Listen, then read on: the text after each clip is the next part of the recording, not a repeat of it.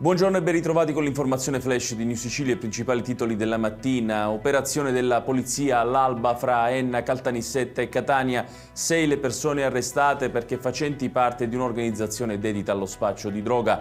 Dalle indagini è emerso che il gruppo operava nell'Ennese e in particolare ad Agira, dove vi risiedeva il vertice dell'associazione.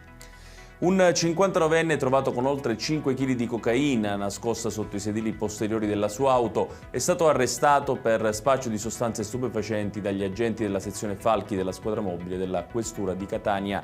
L'uomo è stato rinchiuso nel carcere di Piazza Lanza.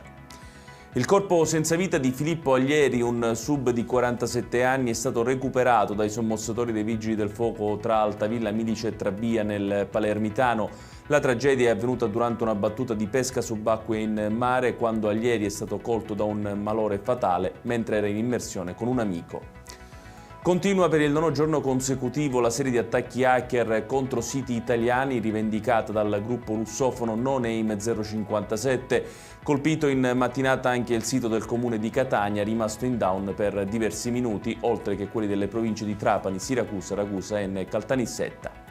Il vicepresidente esecutivo della Commissione europea Raffaele Fitto sarà a Palermo su invito del presidente della regione siciliana Renato Schifani mercoledì 20 marzo. Nel corso della giornata saranno illustrate le iniziative e le opportunità di sviluppo territoriale previste nel programma regionale FESR Sicilia 2021-2027.